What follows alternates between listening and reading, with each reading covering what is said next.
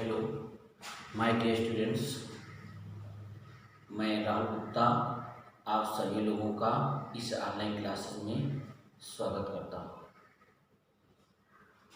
आज class 12 physics lecture में जहाँ तक आप लोगों को हमने लेसन फर्स्ट जो वैद्युत क्षेत्र था, कूलाम का नियम है, उसको हमने स्टार्ट किया था और उसको हमने काफ़ी हद तक कई परिभाषाएं बताई थी। कूलाम का नियम है, वैद्युत क्षेत्र है, वैद्युत क्षेत्र की तीव्रता है, वैद्युत द्विध्रुव के बारे में बताया था। जब अप्रैल और मई में ऑनलाइन क्लासेस शुरू किए गए थी तब हमने कुछ वीडियो अपलोड किए थे अपने चैनल के माध्यम से या स्कूल की तरफ से जो चैनल बनाया गया था उसमें भी हमने वीडियो अपलोड करके लेसन फर्स्ट के कुछ टॉपिक के बारे में बताया था। हालांकि कुछ उसमें रह गया है, लेकिन वो लेसन काफ़ी समय से चल रहा है, तो अगर हम उस लेसन को फिर पढ़ाएंगे तो थोड़ी बोरियत होगी। इसलिए मैंने सोचा है कि आज हम यहाँ पे नया टॉपिक स्टार्ट करने जा रहे हैं, जिससे आप लोगों को थोड़ा नया लगे और आप लोगों का मन लगे। जो पहले लेसन में जो भी चीज़ छूट गई है या जो हमने नहीं बताया है, तो जब क्लास आपका ओपन होगा, जब स्कूल ओपन हो जाएंगे, हो सकता संभवतः लास्ट सितंबर या अक्टूबर में खोल दिए जाएं, जैसा कि आप न्यूज में देख रहे होंगे, तब वो जो पार्ट रह गया है तो क्लास में उसको कवर करा दिया जाएगा। और आज से यहाँ पर नए टॉपिक, नए लेसन की शुरुआत करने जा रहे हैं, जिसको हमें विद्वत बताना है, विद्वत पढ़ाना है, तो आपको बोरियत ना लगे, इसलिए हम यहाँ पर नया लेसन स्टार्ट करने जा रहे हैं। और जहाँ तक रहा उस लेसन का, तो शायद ही कोई ऐसा तो है हमें पढ़ाना हो, कोचिंग वगैरह कहीं ना कहीं तो पढ़ रहे होंगे, तो उस लेसन के बारे में पढ़ जरूर लिया होगा। और फिर भी जो हमने छोड़ दिया है, जो लेसन में रह गया है, उसको हम कवर करा देंगे। तो आज हम यहाँ पर इस ऑनलाइन क्लास के माध्यम से आपको नए लेसन, नए टॉपिक गॉसेस थ्योरम और उसके अनुप्रयोग के बारे में बताने जा रहे हैं। सरकार की तरफ से जो 30% सिलेबस कम किया गया है, तो सिलेबस को ध्यान में रखते हुए ही हम आपको आगे पढ़ाएंगे। और इस लेसन में जो हम गॉसेस थ्योरम है, कोई नया नहीं है, ये इलेक्ट्रोस्टैटिक्स का ही पार्ट है, जिसको 3-4 लेसन में डिवाइड करके हम पढ़ा रहे हैं। जो एनसीईआरटी की बुक हैं, तो उसमें एक ही लेसन में बताया गया है, लेकिन हम इसको टॉपिक वाइज बता रहे हैं। तो हमारा जो आज का जो आप में कॉपी में नोट करेंगे या बुक में या अपनी कॉपी में, तो ऊपर हेडिंग डालेंगे गॉस की प्रमेय और इसके अनुप्रयोग, उसके बारे में हम चर्चा करेंगे। बहुत अच्छे तरीके से बताना है आपको और समझाना है। और हम आप लोगों से ही कहेंगे, समय कम है, बहुत समय कम है, और मेहनत करिएगा और अच्छा पढ़िएगा। फिजिक्स को रटा नहीं जा सकता है, रट के आप पढ़ नहीं सकते हैं। उसकी एक परिभाषा को डीपली समझिएगा, उसको फील करिएगा और ये महसूस करो कि फिजिक्स को पढ़ा कैसे जाता है। आज जो लेक्चर पढ़ाने जा रहे हैं, इस लेक्चर के बाद आपको एहसास हो जाएगा, थोड़ा बहुत अच्छा फील होगा और समझ में आएगा। और हम चाहेंगे कि जब आप क्लास अपने घर में तैयारी करें, तो उसी जैसा बता रहे हैं उसी हिसाब से तैयारी करोगे तो ज़्यादा अच्छा लगेगा आपको और जल्दी याद होगा। कोचिंग वगैरह भी जहाँ पढ़ते हैं, मेन चीज़ कोचिंग होता है। क्योंकि इसमें क्लासेस बंद है, तो आपकी कोचिंग जहाँ ले रहे हैं, तो जरूरी कि वो कोचिंग में जो आप पढ़ रहे हो समझ में आपको आ रहा हो, और उसमें कितना आपको कितना मतलब कैसे आपको याद करना है, कैसे तैयारी करनी है, काफ़ी हद तक। क्योंकि इंटर की जो पढ़ाई है वो हमारा बेस है, आगे कंपटीशन के जाने के लिए। तो हमारे लिए आपके ये नए सत्र की पहली क्लास समझ लीजिएगा इंटर वालों के लिए, और हम चाहेंगे कि यहाँ से नया जोश और नई ऊर्जा लेकर आप पढ़ें, और जो नया टॉपिक है तो वही ऊर्जा जैसे क्लास में पढ़ाते थे उसी ऊर्जा से पढ़ें, और प्रॉपर हमारे वीडियो देखिएगा। और उसमें आप वीडियो जब देखेंगे तो आपको कुछ नया लगेगा और आपको अच्छा लगेगा, और पूरी लैंग्वेज, हमारी भाषा, सब कुछ आपको समझ में आएगा, और इससे आपकी तैयारियाँ अच्छी होंगी। हम प्रॉपर वीडियो बनाएंगे, 12 में 2 वीडियो बनाने का है डेली, तो हो सकता है नाइट डेली 2 तो कोशिश करेंगे, किसी दिन ना बना पाए तो गलत बात है। तो आज हम आपके लिए नया टॉपिक शुरू कर रहे हैं, तो आइए स्टार्ट करते हैं। सबसे पहले इस लेसन में एक नई चीज हम पढ़ेंगे, क्षेत्रफल वेक्टर। जैसा कि हमें बताया गया है और जानते भी हैं कि क्षेत्रफल एक अदिश राशि है। छोटी क्लासों में पढ़ा करते थे, जब अदिश और सदिश की परिभाषाएं दिखाई जाती थी। आप लोग याद करिएगा, जब आपने अदिश राशि की परिभाषा लिखी थी तो उसमें उदाहरण में आपने पढ़ा था कि क्षेत्रफल एक अदिश राशि। अभी भी पूछ दिया जाता है छोटे बच्चों से जो 9th या 10th में पढ़ते हैं कि बताओ भाई क्षेत्रफल कैसी राशि है, तो हम लोग बताते हैं अदिश राशि है। जबकि रियल में क्षेत्रफल एक अदिश राशि नहीं होती है, क्षेत्रफल एक सदिश राशि होती है। कैसी राशि होती है? सदिश राशि होती है। और वो इसलिए हम कह रहे हैं क्योंकि देखिएगा, जैसे आपसे कहा जाए यह एक्स अक्ष है और ये वाई अक्ष है, बहुत ध्यान से समझना, ये एक्स अक्ष है और ये वाई अक्ष है। यहां से हमने ये ए भुजा की रेखा खींची, इसकी भी ए और इस प्रकार से हमने स्क्वायर बनाया। यह एक प्रकार का वर्ग बन गया है। अब आपसे पूछा जाए इस वर्ग का क्षेत्रफल क्या होगा, इस वर्ग का क्षेत्रफल क्या होगा। तो अगर आपसे वर्ग का क्षेत्रफल पूछा जाए तो आप वही पुराना फॉर्मूला लगाएंगे, भुजा स्क्वायर मतलब लंबाई गुणा चौड़ाई, और लंबाई गुणा चौड़ाई कर देंगे तो आपका ए गुणा ए यानी ए स्क्वायर, यानी वर्ग का क्षेत्रफल बराबर ए स्क्वायर। जबकि रियल में देखा जाए, जब क्लास 12 में पढ़ रहे हैं, अभी आप मैथ में पढ़ेंगे, वेक्टर पढ़ेंगे, आपको वेक्टर पढ़ाया जाए, सदिश पढ़ाया जाए।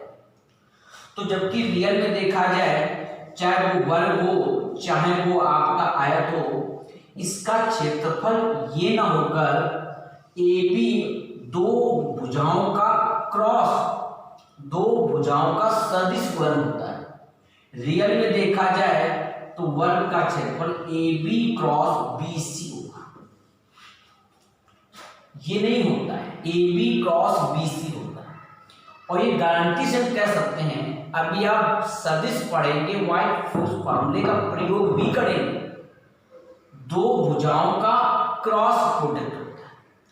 और ये आप भली भांति जानते हैं कि A B cross B C होगा, ए बी का परिमाण और बी सी का परिमाण और इनके बीच का एंगल।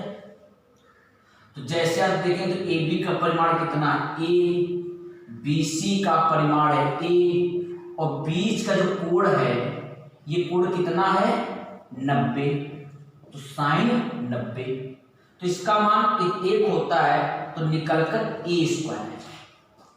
लेकिन ये चीज अभी अधूरी है, क्योंकि आप जानते हैं दो चीजों का जब क्रॉस करते हैं तो जो निकल कर आता है वो भी एक सदिश राशि होता है। जब डॉट करते हैं तो अदिश आता है, जब क्रॉस करते हैं तो सदिश आता है। तो इसका में जो निकल कर आया है यह एक प्रकार की सदिश राशि है, और इसीलिए क्षेत्रफल को एक सदिश राशि कहा जाता है। और जब क्षेत्रफल एक सदिश राशि होता है तो इसीलिए हम परिभाषा पढ़ते हैं क्षेत्रफल वेक्टर। क्षेत्रफल वेक्टर मतलब एरिया वेक्टर। और एक और चीज देख लीजिएगा, जैसे इस वर्ग का क्षेत्रफल निकाला तो निकलकर ए स्क्वायर आया, तो जब आपका दो सदिशों को क्रॉस किया जाता है तो उससे जो आता है वो भी सदिश राशि है, तो इसकी भी कुछ दिशा होती है। तो यह क्षेत्रफल की भी कोई दिशा होगी, और जो दिशा होती है ये आपने पढ़ा होगा, जैसे दो सदिशों जब क्रॉस करिएगा तो जो क्रॉस प्रोडक्ट आता है या सदिश गुणन आता है उसकी दिशा उस तल के लंबवत होती है, उस तल के लंबवत होती है जिस तल में ए और बी बने। मतलब ए और बी के तल के लंबवत जो वेक्टर सदिश होता है वो ए क्रॉस बी होता है। जब आपने क्रॉस बी कक्षा 11 में पढ़ा होगा तो आपको पढ़ाया गया होगा कि दो सदिशों का जो सदिश गुणन की दिशा है दोनों सदिश के लंबवत होगी। आपको अच्छे तरीके से बता दें, जैसे आपसे कहा जाए एक सदिश ये ए है और एक सदिश बी है, तो जिस तल में दोनों सदिश बने हैं इस तल की जो लंबवत सदिश होगा वही सदिश ए क्रॉस बी होता है।